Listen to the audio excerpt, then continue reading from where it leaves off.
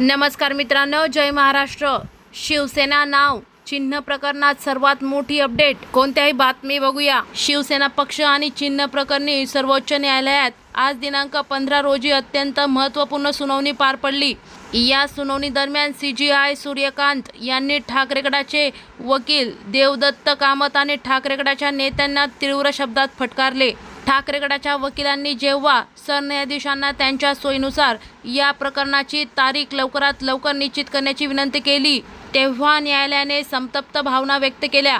न्यायालयात एकीकडे तारखेची मागणी करण्याची आणि दुसरीकडे बाहेर जाऊन न्यायालयाच्या विश्वासार्हतेवर प्रश्नचिन्ह उपस्थित करायचे अशी भूमिका खपवून घेतली जाणार नाही, असे न्यायालयाने स्पष्ट केले।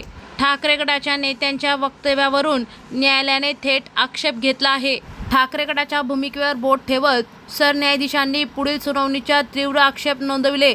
ते म्हणाले की तुम्हाला न्यायालयात बेकायदेशीर युक्तिवाद करायचा नसून केवळ विधाने करण्यात रस आहे असे दिसते। जेव्हा हे प्रकरण सुनावणीसाठी समोर येते तेव्हा तुम्ही आम्हाला तारीख निश्चित करण्यास सांगता आणि जेव्हा आम्ही तारीख निश्चित करतो तेव्हा तुमचे नेते बाहेर वेगळीच विधाने करतात। न्यायालयाने अत्यंत कडक शब्दात नाराजी व्यक्त केल्यामुळे आता पुढील काळात ठाकरे गटाचे नेते वक्तव्य करणे टाळणार का, हे पाहणे महत्त्वाचे ठरेल।